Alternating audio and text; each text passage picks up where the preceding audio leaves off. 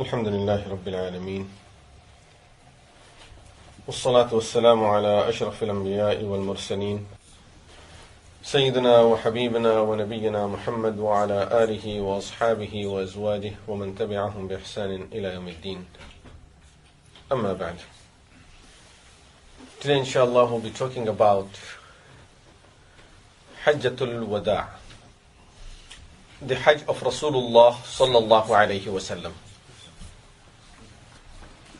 Those who study the hadith, they know it very well that this is one of the most difficult topic to deal with, because there isn't one hadith that will tell us all the details about Rasulullah sallallahu alaihi wasallam's Hajj, or which simply means the complete detail of Rasulullah sallallahu alaihi wasallam's Hajj from the time that he left until he came back. The most detailed hadith that is narrated about Rasulullah sallallahu alaihi wasallam's Hajj is the hadith narrated by Jabir radiyallahu anhu. Amongst the Sahaba ridwanullahi alayhim ajma'een, he is the one who really narrated the most detail all at once in sequence. But still, the hadith of Jabir radiyallahu anhu may not even be half of everything that happened or that took place during that journey. There is much more to it, and those are the things that we learn from other Sahaba ridwanullahi alayhim ajma'een. Every Sahabi tells us some portion of the journey, that at that occasion this thing happened, and another occasion this thing happened. Then from all of these different occasions, fuqaha have driven a lot of masail of Hajj.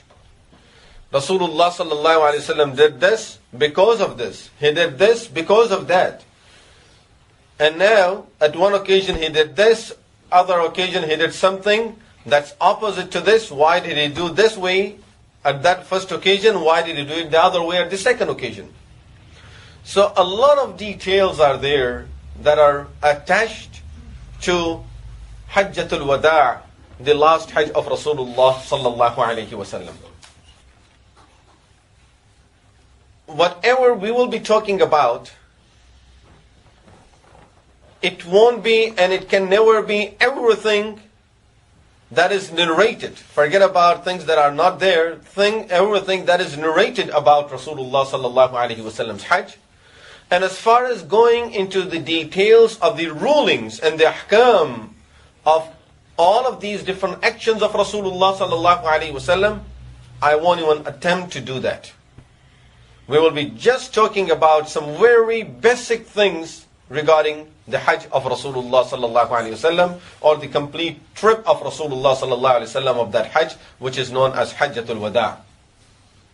I just wanted to make this brief introduction to this so that we understand that even after reading this, we are not getting all the information about the Hajj of Rasulullah sallallahu alaihi wasallam, and we are not even dealing with the ahkam and the rulings and the masail that are related to Hajj.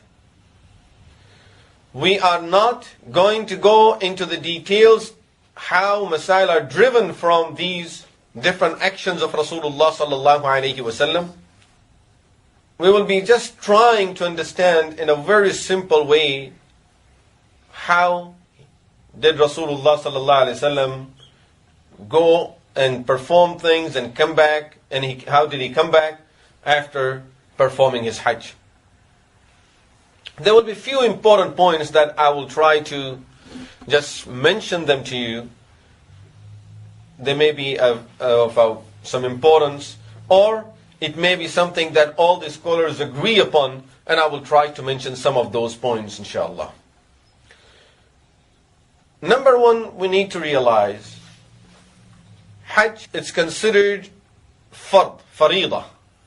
After it became fard in Islam, Rasulullah sallallahu alaihi wasallam had performed it only once. He never performed Hajj after becoming farida before that one that is known as Hajjatul Wada', the last Hajj of Rasulullah sallallahu alaihi wasallam. when did Hajj become fard? It's a very important question, and there are different opinions about it. Many of these scholars are of the opinion that it became fard in the 9th year of Hijrah. Some say it was in the 8th, some say it was in the 6th. There are differences of opinions. Many of those who say it became fard in the 8th or 9th year of Hijrah, the reason is, they say because if Hajj had become fard earlier than this, Rasulullah sallallahu alaihi wasallam surely would have performed it earlier. He would not delay a fard once it has been ordered in the deen of Allah subhanahu wa ta'ala. Regardless of when did it become fard, as I said, there are differences of opinions there, but that's for sure that it was not fard from the very beginning days of Islam in Makkah or beginning days of Hijrah. But this is for sure that Rasulullah sallallahu alaihi wasallam performed Hajj in the 10th year of Hijrah. Before Islam, Rasulullah sallallahu alaihi wasallam used to perform Hajj, or before Hijrah, he used to perform Hajj, but that was not the Hajj of Islam. He used to go there to Mina, Arafah, Muzdalifah, as they had learned it from the ways of Ibrahim alayhi salatu wassalam. And then after he received the prophethood, he used to go there with the intention of preaching the deen of Allah subhanahu wa ta'ala and talking to those people about Islam.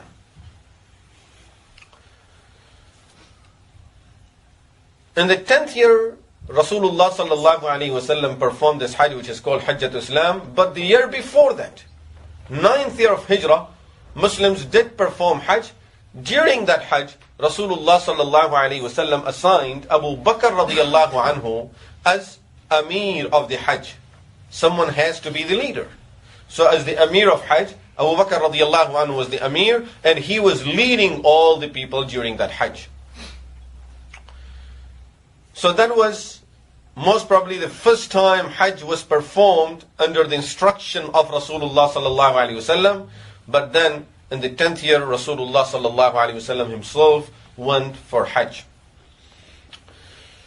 Very quick point here, when a lot of people try to associate slaughtering of the animal or celebrating Eid with the day of Arafah, we need to realize that Eid was established in the 2nd year of Hijrah.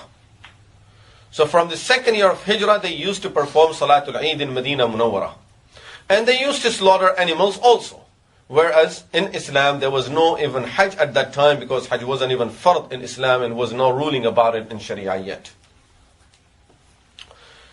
When Rasulullah sallallahu alaihi wasallam in the 10th year of Hijrah announced to people that I'm planning to go for Hajj this year, all the people started coming to Medina Munawwara because they wanted to take this opportunity in joining Rasulullah sallallahu alaihi wasallam for Hajj.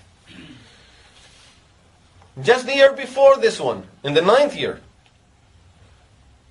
Rasulullah sallallahu alaihi wasallam went for the battle of Tabuk. And for the battle of Tabuk, he had around 100,000 people with him. So of course now, this is the year after that, and within this time, a lot of people became Muslim, many more became Muslims. So for this Hajj, there were about 124,000 people with Rasulullah sallallahu alaihi wasallam that accompanied him in this Hajj. Although there are some other numbers mentioned, 114 or 130, but it looks like this is the middle number that we normally get, about 124,000 people around Rasulullah sallallahu alaihi wasallam during that Hajj. All the wives of Rasulullah sallallahu alaihi wasallam were also with him during this Hajj. Rasulullah sallallahu alaihi wasallam left Medina Munawwara on Saturday, 25th of Dhul Qa'dah. After performing Salatul Zuhr, on Saturday, Rasulullah sallallahu alayhi wasallam left Medina Munawwara. But first thing, as he performed Salatul Zuhr, he gave a khutbah over there, teaching people the way of putting the ihram on. What are the rulings of ihram? Because now this is the first time he's going, and they're going to be learning all of these rulings that are of the Sharia. So he gave a detailed khutbah where he taught people everything about Hajj. Then Rasulullah sallallahu alayhi wasallam assigned Abu Dujana radiyallahu anhu, or a Sahabi with the name Siba' bin Arfatah radiyallahu anhu, to be in Medina Munawwara as the governor of Medina, taking care of the affairs in Medina Munawwara, leading the salah and everything in Medina Munawwara. And Rasulullah sallallahu alayhi wasallam, after that khutbah, he left and he is stationed at Zul Hulayfa. Zul Hulayfa is a place where normally, even nowadays, all the people who leave Medina Munawwara going towards Mecca, they would station at that place. That is the first station. It was about 9 kilometers from Medina Munawwara.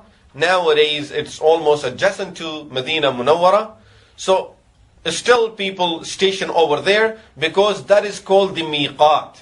Miqat means the boundary for the people of Medina, that they should be putting their ihram from there. It's also called Abiyar Ali, and that is the name that is known for it nowadays. It's known by this name, Abiyar Ali.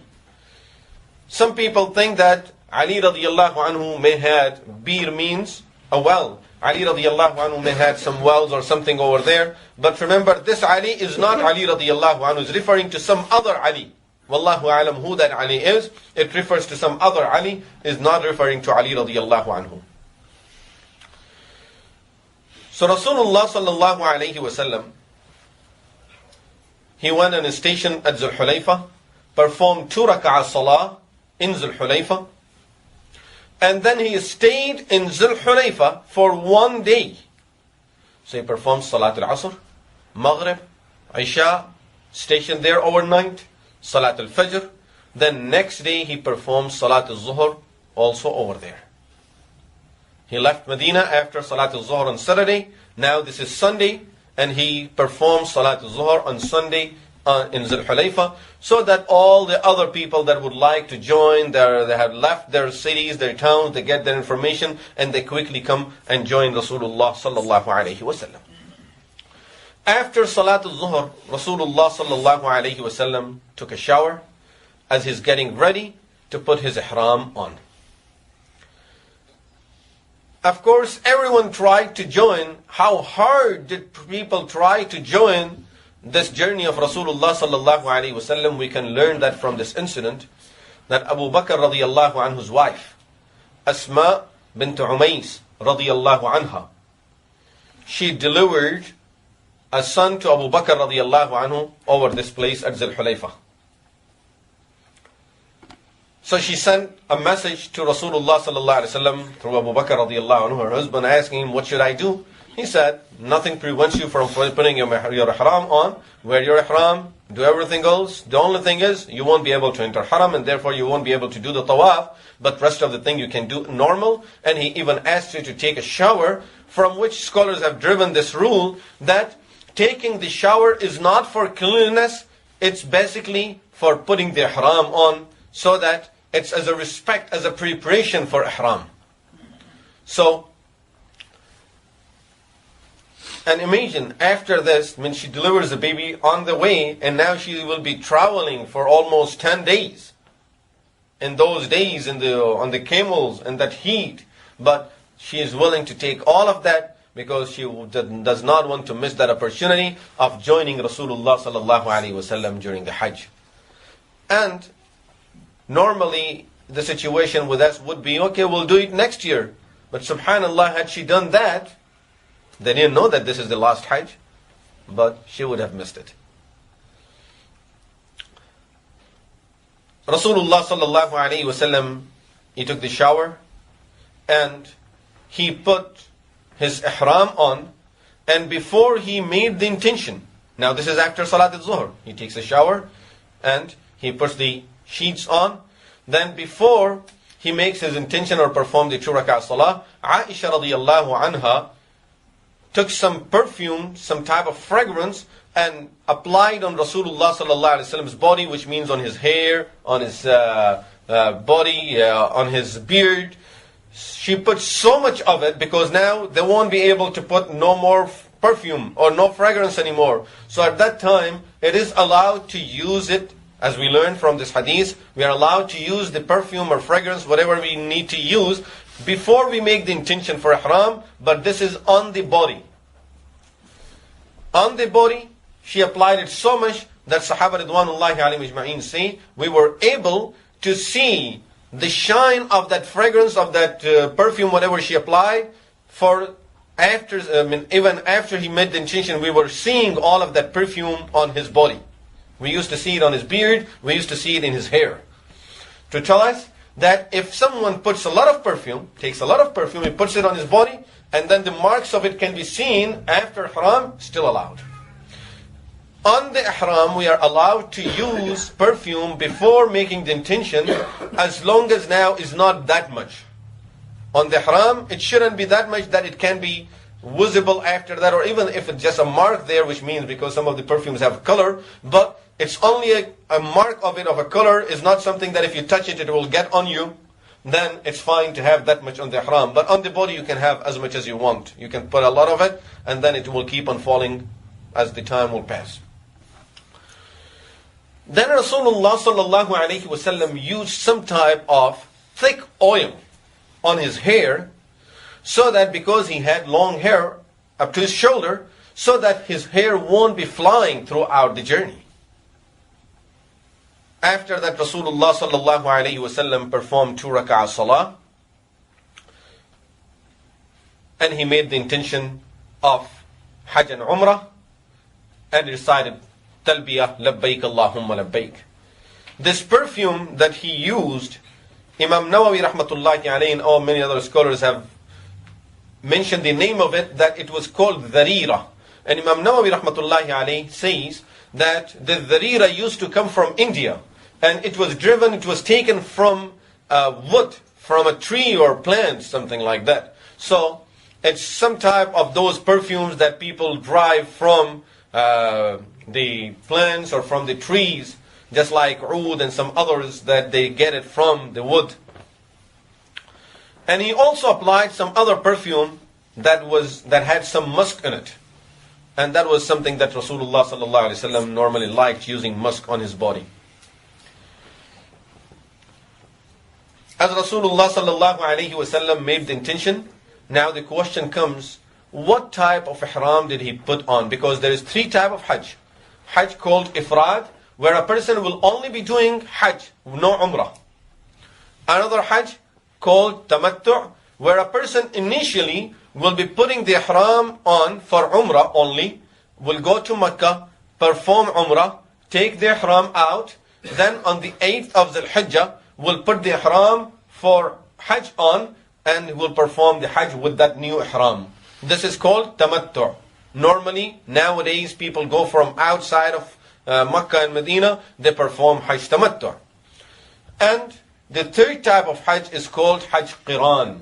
Qiran means that you put the ihram on from wherever you are putting the ihram. The first ihram, when you are putting it on, you make the intention of performing Umrah and Hajj together.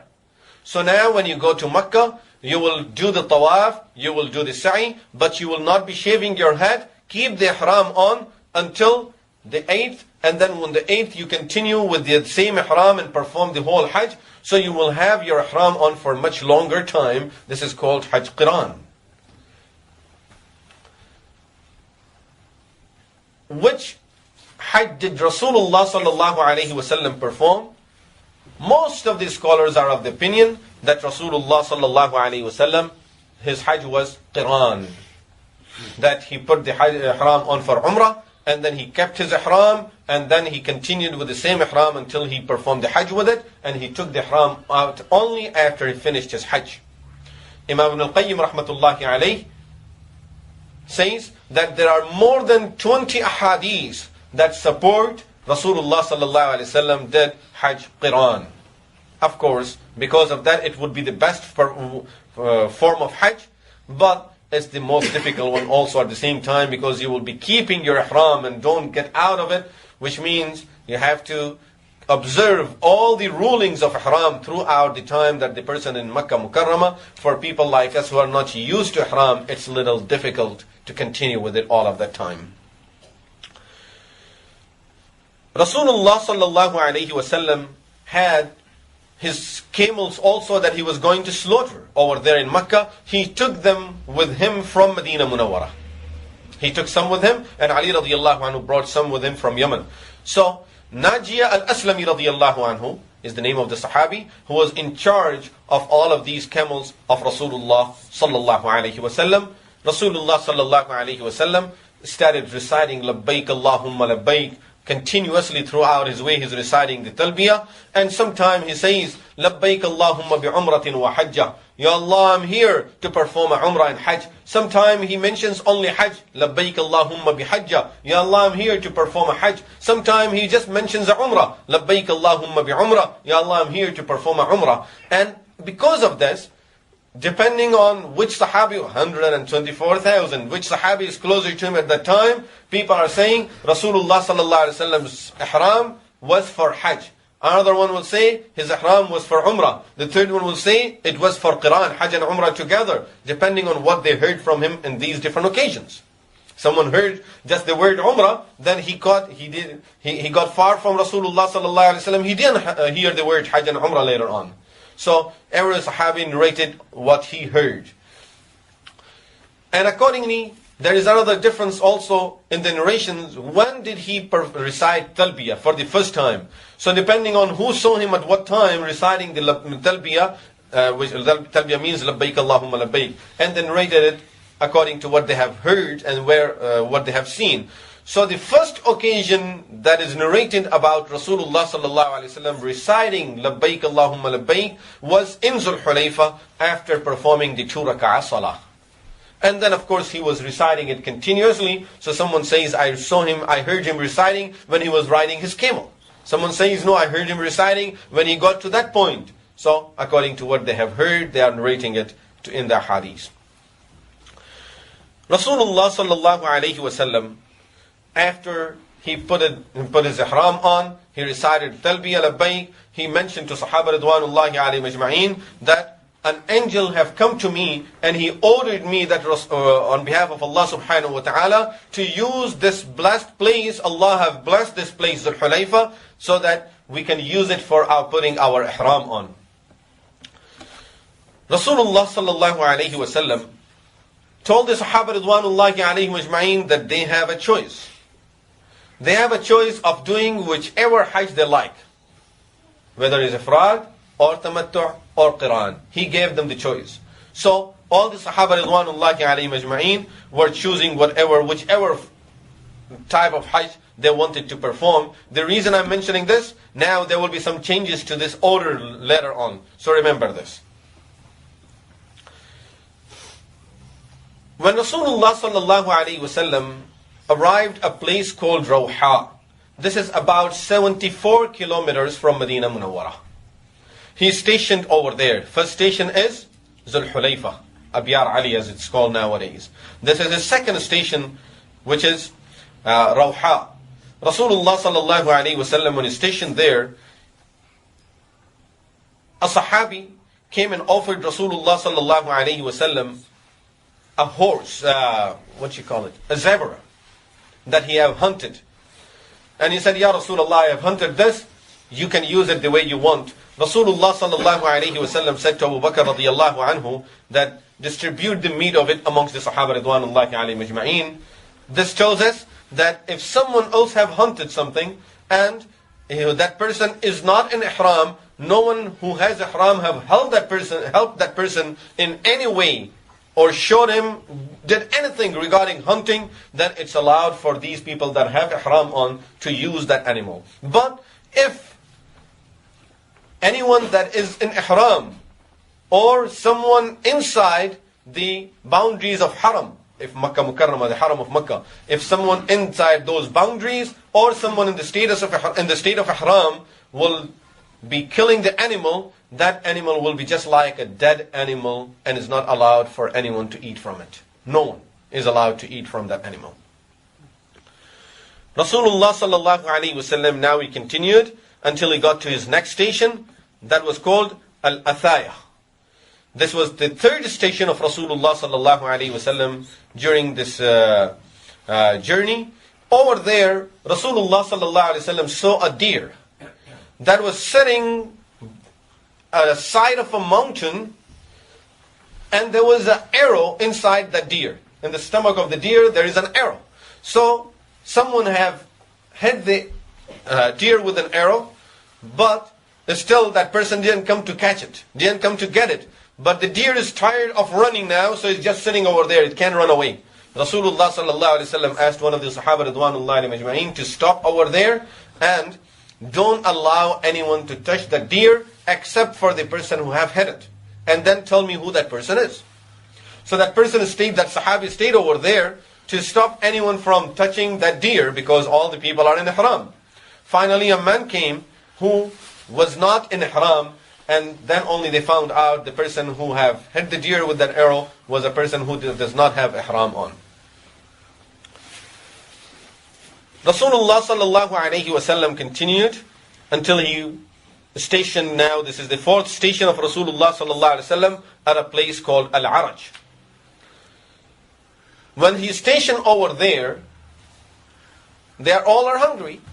Rasulullah sallallahu alayhi wasallam had all of his baggage, his staff, with the baggage of Abu Bakr radiyallahu anhu on a separate camel. So they had one camel for all of their baggage.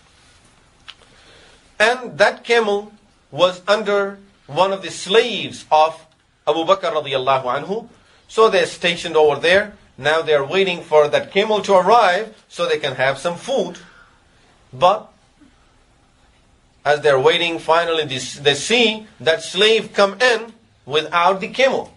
So Abu Bakr radiyallahu anhu got up and asked him, what happened to the camel? He says, I lost it last night. Abu Bakr radiyallahu anhu got so upset that Rasulullah sallallahu alaihi wasallam is hungry and here you lose your camel. And that was the only camel that you have to take care of. There weren't so many camels that I gave you to take care of. It was only one camel, and he started punishing him. Rasulullah sallallahu alaihi wasallam was looking at it and smiling and saying, look at this Haji, what is he doing? Now we learn two things from this. Or many more, but two things that I like to point out from this. Number one, it's not good to even do this much during Hajj, but it is when the ayah says that do not argue or fight during Hajj.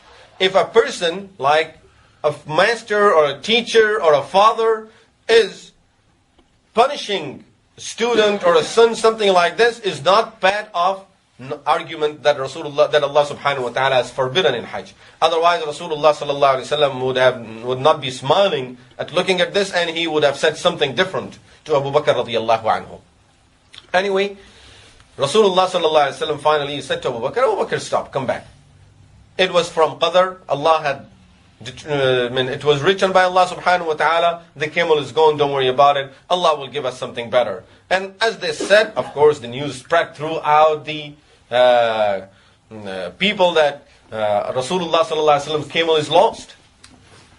So a Sahabi came to Rasulullah sallallahu alaihi wasallam, Fudala al-Aslami radiyallahu anhu, he brought some sweet. Ya Rasulullah, here, eat this. Rasulullah sallallahu alaihi wasallam said to Abu Bakr radiyallahu anhu, see, Allah subhanahu wa ta'ala is sending us now better than what we have lost.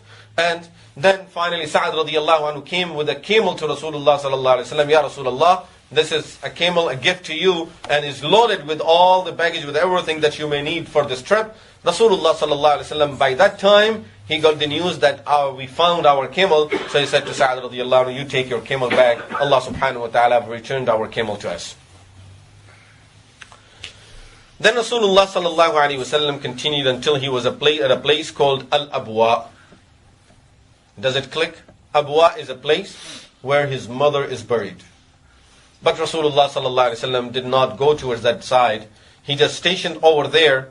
And at this place also, a Sahabi who have hunted something, he came and he gave that meat to Rasulullah sallallahu alaihi wasallam. Initially Rasulullah sallallahu alaihi wasallam refused it, thinking that he may have hunted it for these people, and someone may have helped him or something. Later on he found out, no, that was not the reason. And at the beginning when he brought it, it was the complete animal, and it may even be alive. Later on he brought a piece of it saying, Ya Rasulullah, I did it, I'm not in ihram. Rasulullah sallallahu alaihi wasallam accepted that from that Sahabi whose name was Abu Qatada radiyallahu anhu.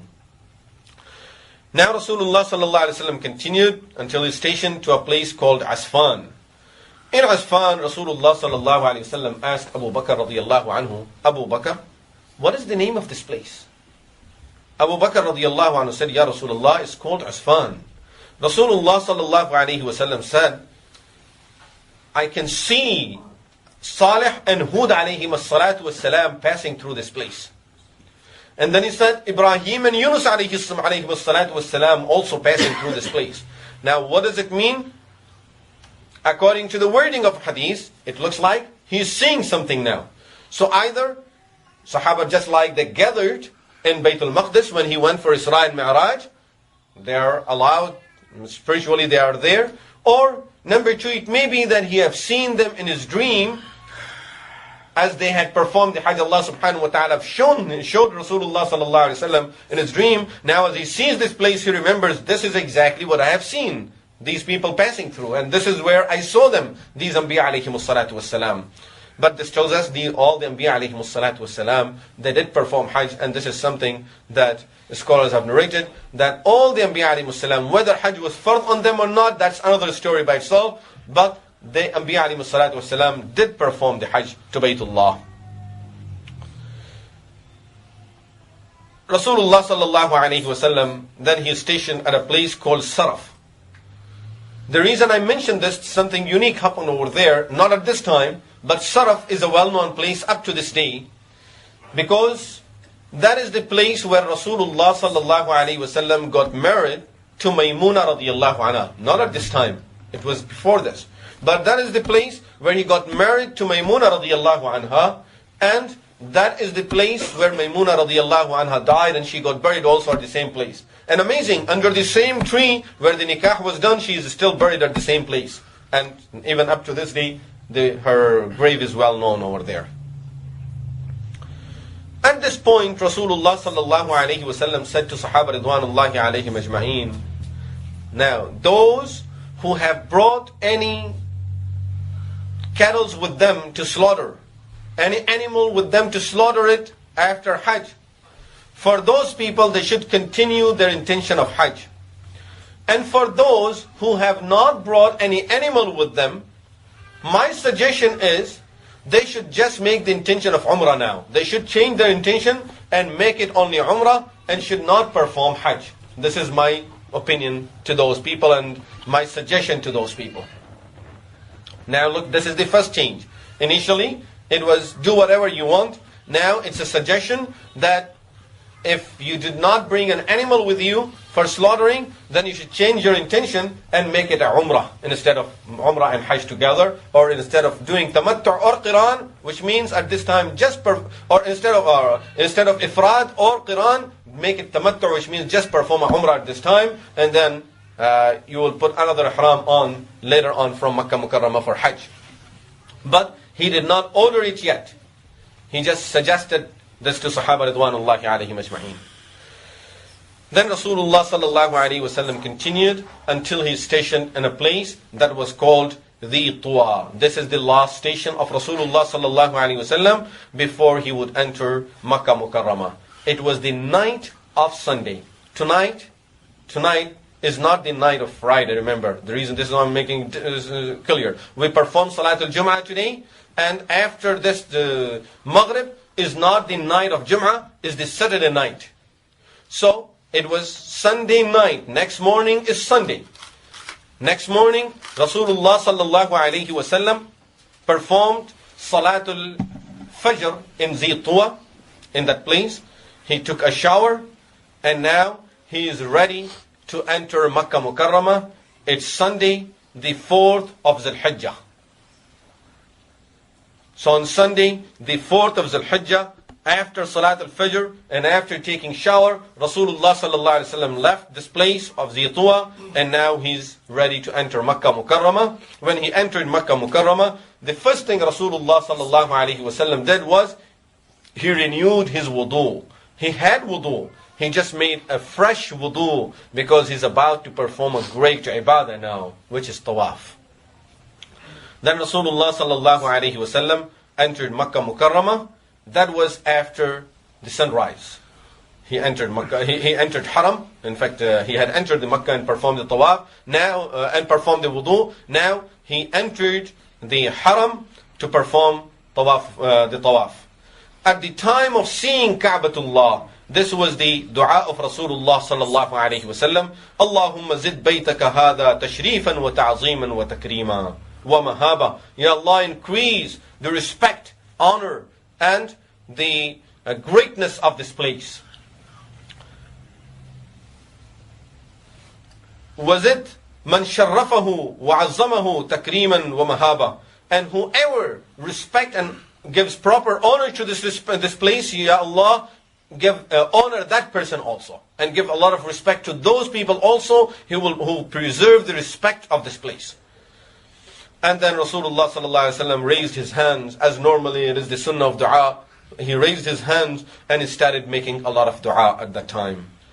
When Rasulullah sallallahu alaihi wasallam finished his dua, he continued to go towards Ka'batullah. Did not perform the 2 rak'ah Tahiyyatul Masjid because the replacement for that is tawaf now at that time. So right away he went towards the black stone. He kissed the black stone and started performing the tawaf.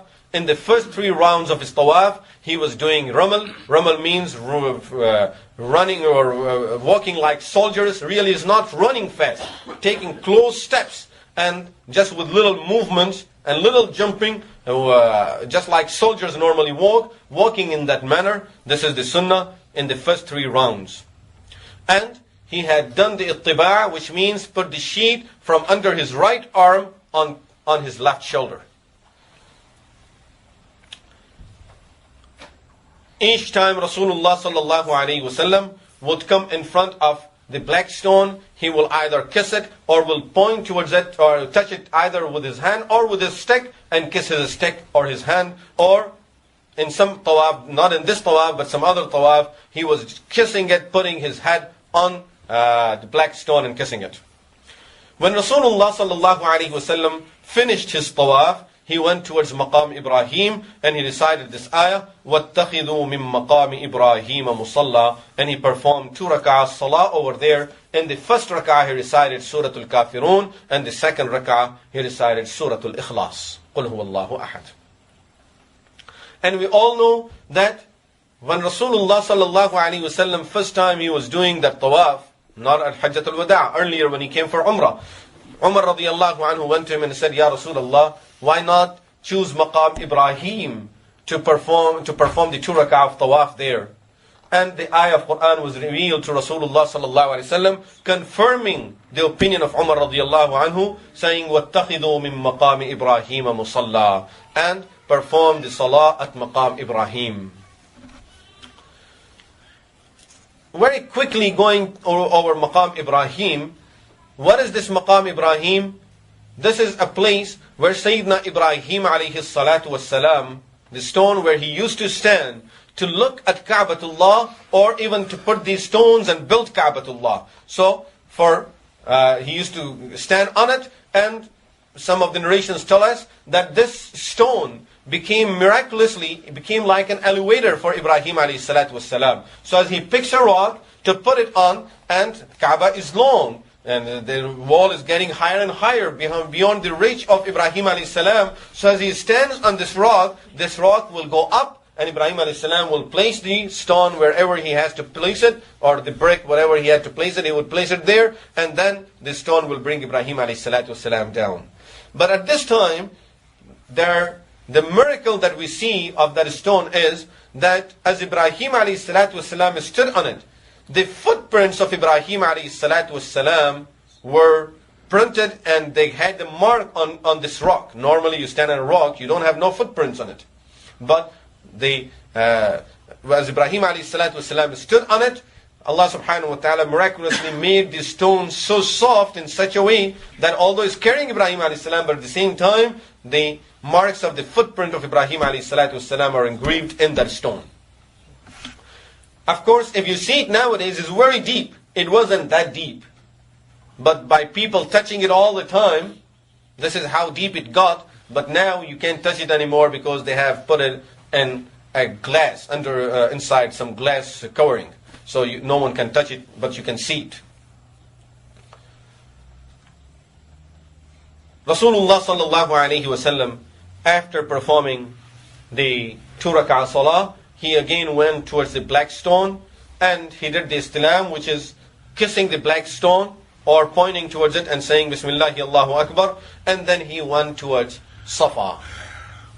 When Rasulullah sallallahu alayhi wasallam got close to Safa, he recited this ayah, Inna Safa wal Marwata min sha'airillah. Then he said to Sahaba Ridwanullahi alayhim ajma'in, Nabda'u bima bada Allahu ta'ala bih. We will also start with the same thing that Allah started with. Allah started the ayah with as-Safa. Inna Safa, he mentioned Safa first. So therefore we are going to start our sa'i with Safa first. And then we will be heading towards Marwa. Rasulullah sallallahu alayhi wasallam went up on the Safa and he raised his hands and started making dua. Some narrations say that he stood there for as long as a person can recite Surah Al-Baqarah, making dua. Imagine after all of that journey. And now, he performed the tawaf. As soon as he came, he didn't go to rest. He performed the tawaf.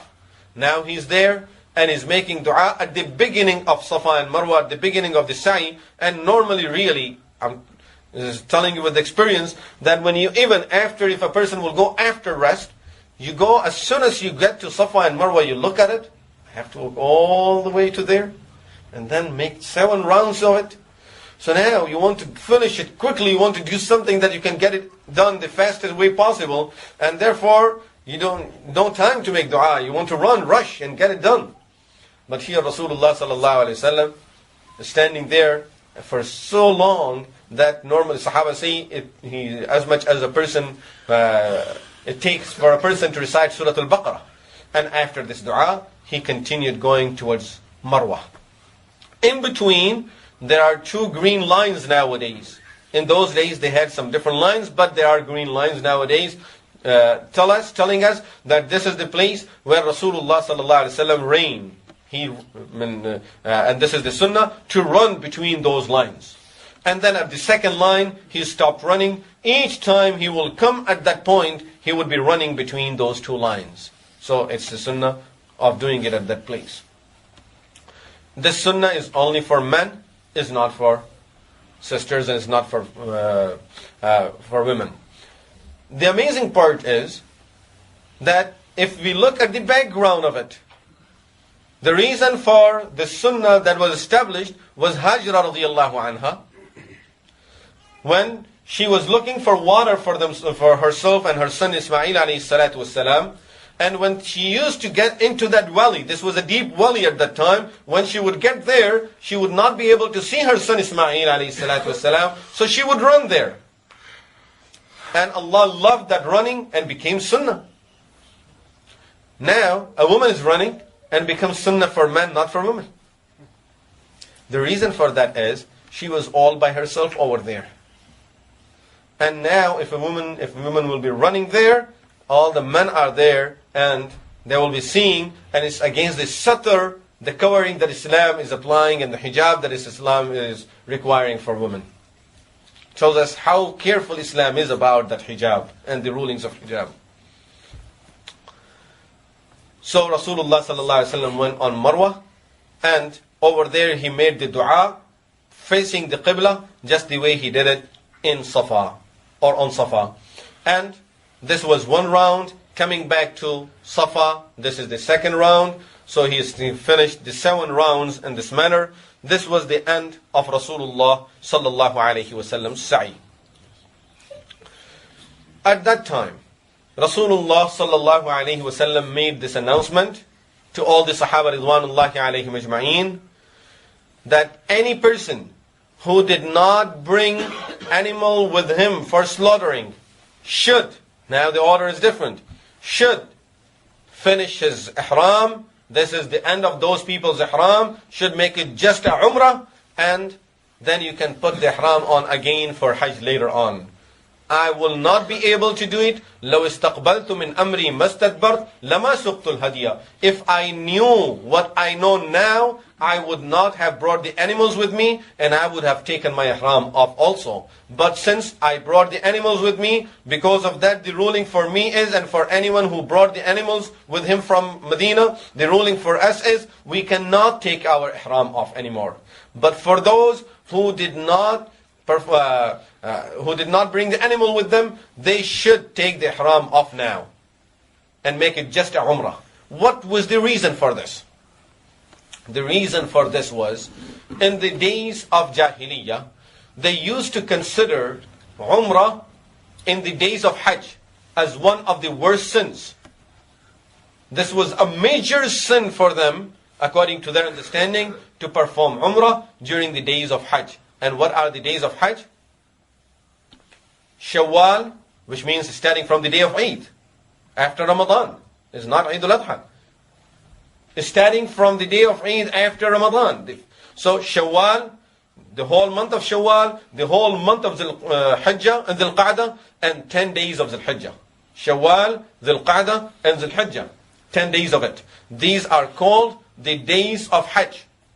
They used to consider Umrah during these days as one of the major sins in Islam, or in their religion, according to their understanding. So even Sahaba had this similar understanding that it may be a sin to perform Umrah during these days because they are called the days of Hajj. Rasulullah sallallahu alaihi wasallam wanted that thought to be out of their minds, and he really wanted to just kill it totally. So therefore, he's telling them, now you have to just make it a Umrah, so that everyone will realize how important it is for us to understand that Umrah is allowed during these days. And now, of course, these people will not feel good that here Rasulullah sallallahu alaihi wasallam is doing Quran and we are doing Tamattu. They won't feel good, even though it's allowed. But they are not. They want to follow him in every step. They want to do it exactly like he's doing. So this is why he tells them, if I knew things that I know at this time, which means if I had thought about it at that time, I would have just made it a umrah for myself also, did not bring the animals with me. But now I cannot take it off. The second thing was, according to their understanding, when a person comes for Hajj into Makkah Mukarramah, having a relationship with their wives, to them was considered a major sin. Now as the ihram is off, this is allowed. So Rasulullah sallallahu alaihi wasallam wanted to make it clear that things that are allowed in the Sharia, there is no reason for us to consider it haram. Don't consider these things haram, that Allah have made it halal for you.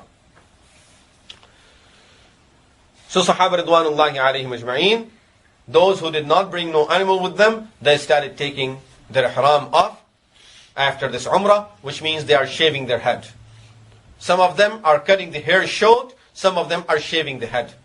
Rasulullah sallallahu alaihi wasallam at this point, he made this dua for them. Allahumma arhamil muhalliqeen. Ya Allah, have rahmah and mercy on those who are shaving their head. Sahaba Ridwanullahi ajma'een, some of them who were cutting it short, they said, wal muqassirina ya Rasulullah, and make dua for those who are cutting it short too, ya Rasulullah. But again he makes the same dua, Allahumma arhamil muhalliqeen. Ya Allah, have rahmah and mercy on those who have shaved their head. Again they said, wal muqassirin ya Rasulullah, and those also ya Rasulullah who have cut it short. And he says, Allahumma arhamil muhalliqeen. Ya Allah, have rahmah on those who have shaved their head 3 times. And then again they said, wal muqassirin. He says, okay, wal muqassirin. They are getting at least 3 times more rahmah from Allah subhanahu wa ta'ala as a result of the dua of Rasulullah sallallahu alayhi wasallam, those who would shave it totally, comparing to those who are cutting the hair short and they are not shaving it totally. There are 3 occasions where we learned Rasulullah sallallahu alaihi wasallam made dua in the same manner exactly. 3 occasions in the same exact manner, where he makes 3 times dua for those who have shaved their head and only once for those who are cutting the hair short. One was at the time of the Treaty of Hudaybiyah, when they were stopped by the people of Quraysh, and they had to shave their head at that time to take the ihram off. Same way, he made the 3-time dua for those who have shaved their head, and once for those who have cut the hair short. This is the second occasion. And the third occasion is, which is coming next, that was after his ihram was, after he finished his Hajj. And now is the time to shave. And sometimes we are really ashamed that, oh, my hair is so long, how I'm going to show everyone now with no hair at all. Imagine Rasulullah sallallahu alaihi wasallam's hair, how long was it? His hair was up to his shoulder at that time. And now when he goes to shave it, he doesn't cut it short at all, he just shaves it totally. But not at this time, because his ihram is not coming off at this time. So let's continue there. Rasulullah sallallahu alaihi wasallam made this dua for those people, and those who did not bring animals with them, they took their ihram off. Rasulullah sallallahu alaihi wasallam and the other Sahaba who brought the animal with them, only those were the people who had the ihram on during these days. Rasulullah sallallahu alaihi wasallam stayed in Makkah Mukarramah for 4 days. During these 4 days, he was shortening the prayers. He was performing 2 rak'ah salah. And he made the announcement at that time. After leading the salah, a lot of time people get very confused when a person is there, when the imam is traveler. Oh, what should we do? Should we find someone who's not a traveler? Rasulullah sallallahu alaihi wasallam was a traveler, and he is leading the salah. After salah, he turned around, he made this announcement: Atimmu salatakum fa inna qawmun safar. You complete your salah, O people of Makkah. You complete your salah. We have shortened the prayer because we are travelers. And I have seen a lot of confusion regarding this. Number one, the confusion is about, oh, let's find an imam who's not a traveler. And they try so hard that a person who doesn't even know how to recite will lead because he's not a traveler. Number two, sometimes an imam who's traveler, he thinks, oh, okay, because I'm a traveler, but the rest of the people in the masjid are not travelers, so I will just lead the whole complete salah. What's the reason for it? This is the sunnah. Rasulullah sallallahu alaihi wasallam, he led the salah, and he's shortening the salah, and he's telling the people of Makkah, you continue with your salah. So make that announcement. We will be following that sunnah of Rasulullah sallallahu alaihi wasallam. Atimmu salatakum fa inna qawman safar. Rasulullah sallallahu alaihi wasallam stationed in Makkah for 4 days. That was Sunday, Monday, Tuesday, and Wednesday. Thursday morning, after Salat al-Fajr and after sunrise, Rasulullah sallallahu alaihi wasallam put his ihram on for Hajj now. This is the 8th of Dhul Hijjah. He put the ihram on for Hajj and he went to Mina. So of course he did Salat al-Fajr in Makkah Mukarramah. Now he went to Mina. So in Mina he performed 5 prayers. He stationed in Mina and performed 5 prayers: Zuhr, Asr, Maghrib, Isha, and next day Salat al-Fajr, which is the next day. Next day is Jum'ah, which is the 9th of Dhul Hijjah. Jum'ah, 9th of Dhul Hijjah. He performed Salat al-Fajr, and then later on Rasulullah sallallahu alaihi wasallam left towards Arafah. In Arafah, this was after sunrise that he left. In Arafah, Rasulullah sallallahu alaihi wasallam is stationed, or before Arafah, just at the boundaries of Arafah, he is stationed at a place called Namirah. Over there, Rasulullah sallallahu alaihi wasallam had a tent for him. He is stationed in that tent, and then he came out to give a khutbah. He gave that khutbah that is known, the well-known khutbah at that place in Namirah. If people go to Arafah and they see that masjid that is known as Masjid Ibrahim in Arafah, that masjid is called Masjid Namirah also, and is also known as Masjid Ibrahim, named not either after Ibrahim alayhi salatu wasalam or a person who constructed it later on in the days of Abbasiyin, in the Khilafah of Abbasiyin, a person whose name was Ibrahim. He did the reconstruction of it, so it's named after one of these two, Wallahu alam, whose name is mentioned as Masjid Ibrahim there. Remember, part of that masjid even now is outside of Arafat. So Rasulullah sallallahu alaihi wasallam, he gave his khutbah over there. Then he went inside into the place where he wanted to stand for wuquf Arafah, for doing the ibadah and the dua in Arafah. Rasulullah sallallahu alaihi wasallam stationed over there, and he kept on making the dua until the adhan of until Salatul Maghrib, until or I think the better wording will be until sunset, because there was no Maghrib on that day at that place. In Arafah, of course, Rasulullah sallallahu alaihi wasallam combined Salatul Zuhr and Salatul Asr. And Bilal radiallahu anhu was the same muazzin of Rasulullah sallallahu alaihi wasallam who called the adhan, and he was the one who was calling adhan throughout this journey. No one else called the adhan, as according to the hadith that we can find. He is the only one who was calling all the adhan for Rasulullah sallallahu alaihi wasallam throughout the journey. As Rasulullah sallallahu alaihi wasallam was doing the wuquf in Arafah, he is stationed in Arafah and is making the dua.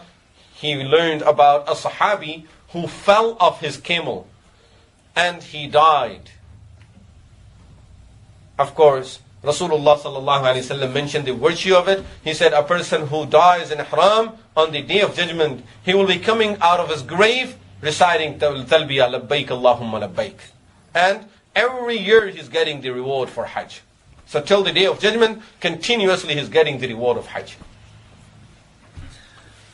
Rasulullah sallallahu alaihi wasallam, during this dua, he had his hands raised up to his chest.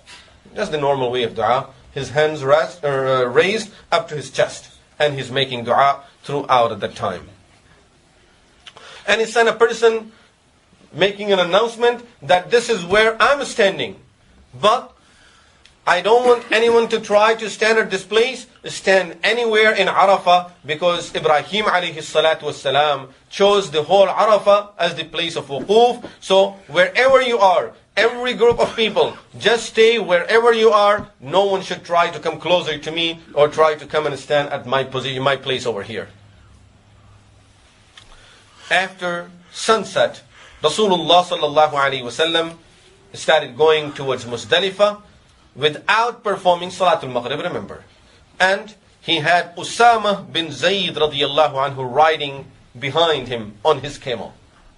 Usama bin Zayd radiallahu anhu was the lucky person who got the opportunity of riding with Rasulullah sallallahu alaihi wasallam on his camel. Of course, he was a Sahabi that was loved by Rasulullah sallallahu alaihi wasallam. Rasulullah sallallahu alaihi wasallam used to love him. On his way, Rasulullah sallallahu alaihi wasallam stopped at one place for urinating, and then he made a quick wudu. Then when he arrived Muzdalifah, he made another wudu, and then he asked Bilal radiallahu anhu to call the adhan for Salatul Maghrib. Bilal radiallahu anhu called the adhan. Rasulullah sallallahu alaihi wasallam performed Salatul Maghrib and Salatul Isha in Muzdalifah. Then Rasulullah sallallahu alaihi wasallam had a little rest in Muzdalifah. And this is also good to have little rest if possible, because next day is a busy day. In the morning, Rasulullah sallallahu alaihi wasallam, as he woke up, of course, whatever he may have performed, Salatul Tahajjud and other things, he performed Salatul Fajr at the very beginning time. At the very beginning time. Abdullah ibn Mas'ud radiyallahu anhu says in a hadith narrated in Sahih al-Bukhari that I have never seen Rasulullah sallallahu alayhi wasallam performing Salat al-Fajr at the beginning time the way he did it in Muzdalifah. Which means normally he used to do it a little later, but here in Muzdalifah he did it at the beginning time. And after performing Salat al-Fajr, then he stood making the dua. This is the real time of the wuquf in Muzdalifah. And he continued making dua until just before sunrise. Remember, standing there and stationing there until the sunrise is not good. It's better that just as before sun would rise, we stop making the dua and start heading towards Mina again. Rasulullah sallallahu alaihi wasallam now from here started reciting labbaik Allahumma labbaik, and before sunrise he started heading towards Mina from Muzdalifah, and now he had Al-Fadl bin Abbas, his cousin, the son of Abbas radiallahu anhu, riding behind him. And Usama radiallahu anhu walked to Mina. On his way to Mina, a woman came to him and asked Rasulullah sallallahu alayhi wasallam, Ya Rasulullah, my father is a very old man. He cannot sit on a ride. Can I perform the Hajj on behalf of my father?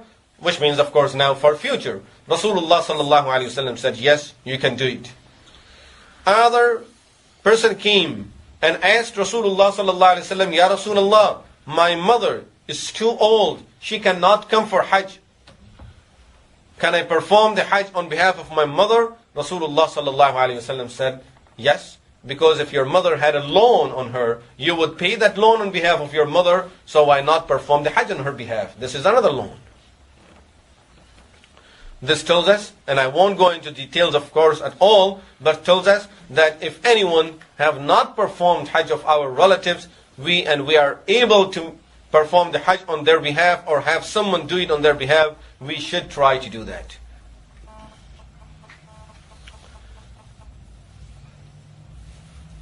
Rasulullah sallallahu alayhi wasallam then, as he arrived Mina, he straight away went to Jamratul Aqaba for stoning the shaitan over there.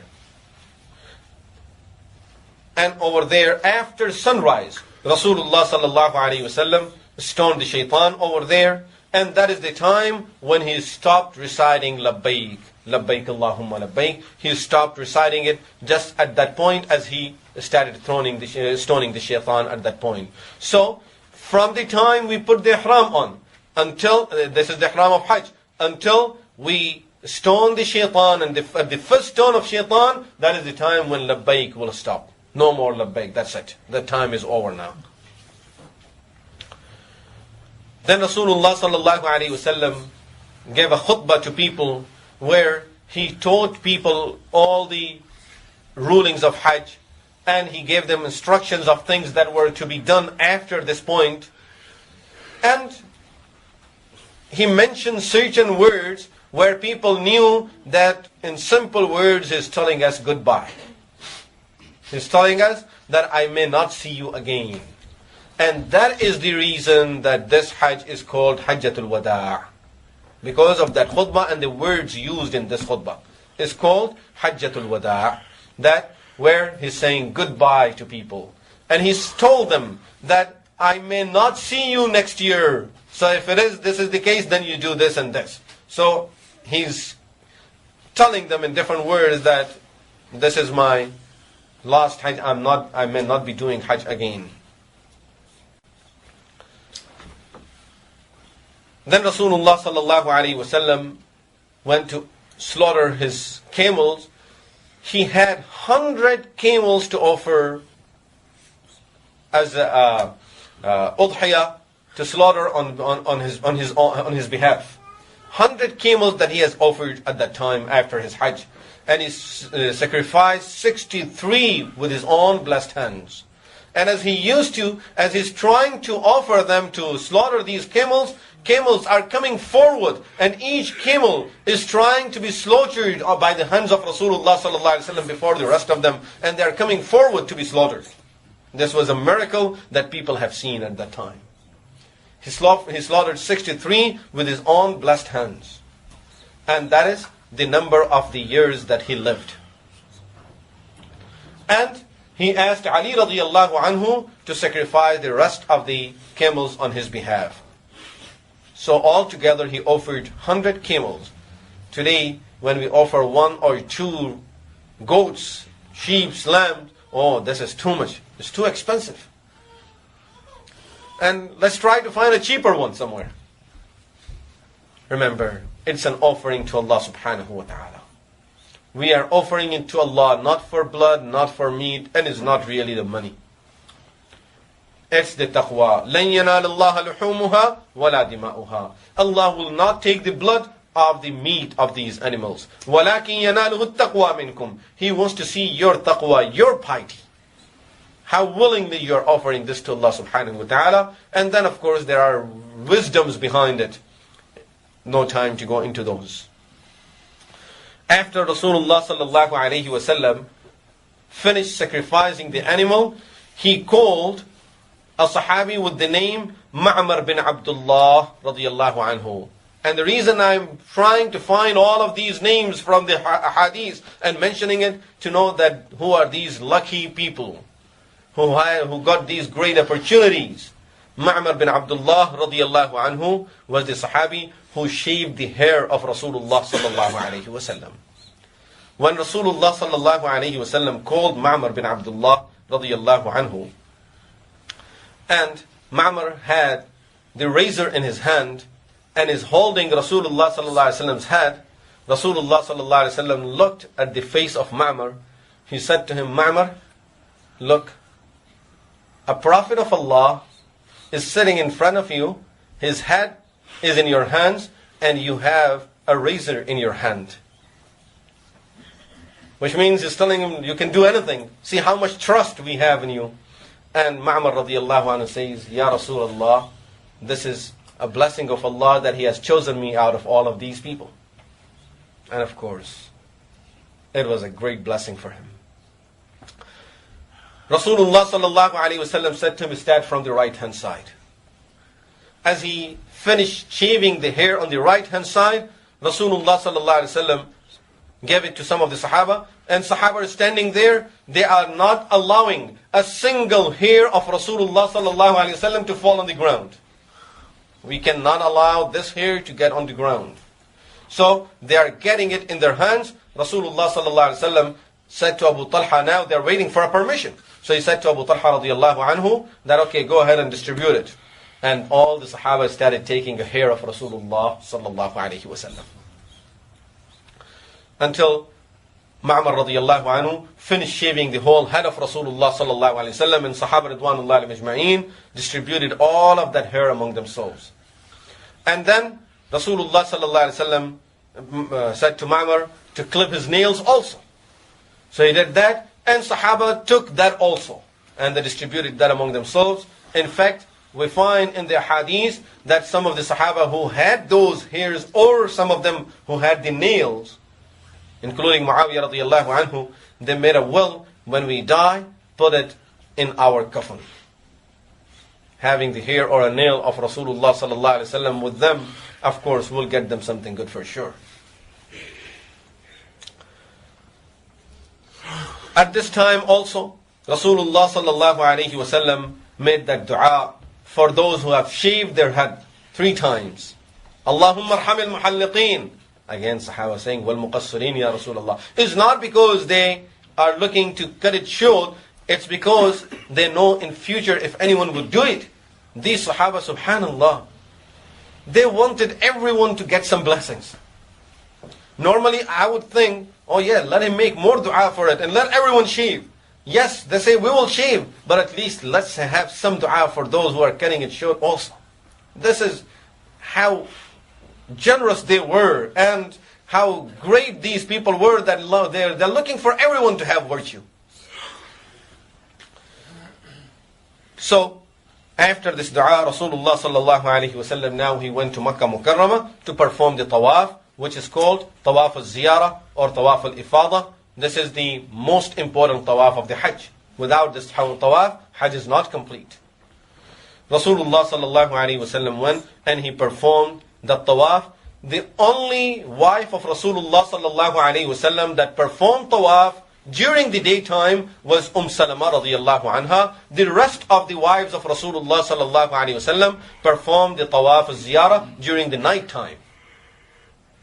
So Rasulullah sallallahu alaihi wasallam went and performed tawaf al-Ziyarah over there. Now, after that, where did Rasulullah sallallahu alaihi wasallam perform Salat al-Zuhr? This is the 10th. Where did he perform Salat al-Zuhr is one of the most difficult question to answer, if he did it in Makkah Mukarramah or he did it in Mina. There are different type of narrations. Wallahu a'lam about that. Then Rasulullah sallallahu alaihi wasallam, night time, he took his wives for performing Tawaf al-Ziyarah. So all the wives of Rasulullah sallallahu alaihi wasallam went, and he did his own nafil tawaf at night time again. Next day, after Zawal, now the 11th, after Zawal, Rasulullah sallallahu alayhi wasallam went to stone all three jamarat, all three shaitan. First day he did only one. Now his next day he's doing all three of them. He went and he stoned one of the first one, and then he walked until he got in between the two shaitans, the space between the two of them, and he started making dua. Again, the narrations are telling us his dua over there was almost as long as a person can recite Surah Al-Baqarah. He made a long dua over there. Then he went to the next one, he stoned that shaitan, and then he stood again. After that he stood again making dua. Then he went and he stoned the third one, and after stoning the third one, he did not make the dua, he just left. So this is the sunnah, making dua after stoning the first two, and not making it after stoning the third one. This is what he did in the second day. This is 11th of Dhul Hijjah. This is what he did on the 12th of Dhul Hijjah, and he stayed for the 13th of Dhul Hijjah also. It's a choice now to stay for the 13th. If a person wants to stay, he can stay. If a person wants to go back, he has the choice to go back. Rasulullah sallallahu alaihi wasallam stayed for the 13th of Dhul Hijjah, and he stoned the shaitan same way on the 13th of Dhul Hijjah also.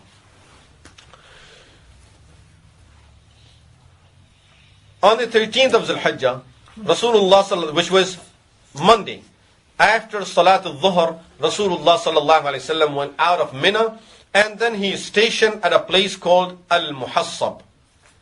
What is this Muhassab? The other name of it is Khayfu Bani Kunana. Very important place. This is the place when Rasulullah sallallahu alaihi wasallam was in Makkah Mukarramah. The kuffar of Quraysh made a treaty that they will not support Bani Hashim, and Bani Hashim will be under siege forever until they hand over Rasulullah sallallahu alaihi wasallam to them. Which means it's the time when they planned and made all of their agreements and treaties against Rasulullah sallallahu alaihi wasallam. He's stationed at that place, showing them, look how the time changes, and how Allah subhanahu wa ta'ala have honored him now. 3 years Rasulullah sallallahu alaihi wasallam was in that prison, which we may call it under the siege. Rasulullah sallallahu alaihi wasallam is stationed there until he performed Salat al-Dhuhr, Salat al-Asr, Salat al-Maghrib, and Salat al-Isha, and he had a little rest over there. And then he went for Tawaf al-Wida'. This is the last Tawaf now. Before he would leave for Medina Munawwara, he went for Tawaf al-Wida'. At that time, someone told him that Safiya radiyallahu anha started her period. He thought she have not done Tawaf al-Ziyarah. The reason I'm mentioning this, some rulings that we learn here. He thought she have not done Tawaf al-Ziyarah. If she have not done Tawaf al-Ziyarah, then he will be staying here until she will get clean and perform Tawaf al-Ziyarah. Her Hajj is not complete. So he was a little upset about it. Until he was told, no. She have done Tawaf al-Ziyarah. This is Tawaf al-Wada' that she did not do. He said, in this situation, they are allowed to skip Tawaf al-Wada'. So let's go. When he was stationed in this place, Khayf Bani Kinana, Aisha radiyallahu anha told him, Ya Rasulullah, when we came for Hajj, at that time I was not able to perform Umrah because of my situation at that time. I was not allowed to enter the Haram, so I did not perform Umrah. Ya Rasulullah, allow me to perform the Umrah now. So he said to her that just doing the Hajj and offering that animal that you offered, it's enough for you. You don't have to do Umrah again. She said, but still, Ya Rasulullah, I like to do it. So he asked her brother Abdurrahman radiyallahu anhu, the son of Abu Bakr radiyallahu anhu, to take her to a place called Tan'im. And from there she will put the ihram on. And now there is a big masjid over there known as Masjid Aisha, because she is the one who did the ihram from there. So from there she put the ihram for Umrah, and she came perform the Umrah. Then she joined Rasulullah sallallahu alaihi wasallam in Khayf Bani Kinana, which is called Muhassab also. And then Rasulullah sallallahu alayhi wasallam left for Medina Munawwara. He took some water of Zamzam with him also, which tells us that it's good that you bring some water of Zamzam with you. When Rasulullah sallallahu alayhi wasallam on his way back was at a place called Ar-Rawha, he met some people. He asked them, "Who are you people?" They said, "We are Muslims, we are your followers, Ya Rasulullah." A woman, she showed her infant to Rasulullah sallallahu alayhi wasallam. "Ya Rasulullah, Ali hadha hajjun, is there any hajj for him also?" He's an infant. "Ali hadha hajjun, is there any hajj for him?" Rasulullah sallallahu alayhi wasallam's reply was, "Yes, na'am, walaki ajrun." Yes, he will do the hajj and you will get the complete reward for his hajj. Subhanallah, that mother is getting the reward for two hajj, her own and her son's hajj, because of the hardship that she has to go through because of taking care of the children. Rasulullah sallallahu alaihi wasallam, he put his ihram when he was going for hajj. He put his ihram on in Zul Hulayfa. Now when he came back, again he is stationed at Zul Hulayfa. He spent the night in Zul Hulayfa so that the people of Medina would know that all of these people are back now. They are all ready. Families who did not join their husbands, they know that now all of them are coming back. This was his way, subhanallah, beautiful way, that he told the Sahaba, when you go on a journey, don't just come by surprise. Don't hit your family on surprise. Sometimes we like to give these type of surprises and then we get a surprise. So Rasulullah sallallahu alaihi wasallam advised us that don't try for these type of surprises, that if you are coming after some time, let your family know when you will be arriving home, so she is ready and everything is ready for you at home. It's not, "Oh, why this thing is dirty? Why did you do this? And why did you go there?" We will have a lot of different things there. So it's always the best, this is the sunnah, that you let them know. And in those days, there were no phones. There is no means of communication. So he would come and he was stationed out of Medina so that people would know that now he's about to arrive home and they're ready. Rasulullah sallallahu alaihi wasallam, as he arrived Medina Munawwara, and now after Zul Hulayfa, he's spending the night over there. He performed Salat al-Fajr there. Then as he was going into Medina, he is going faster than normal.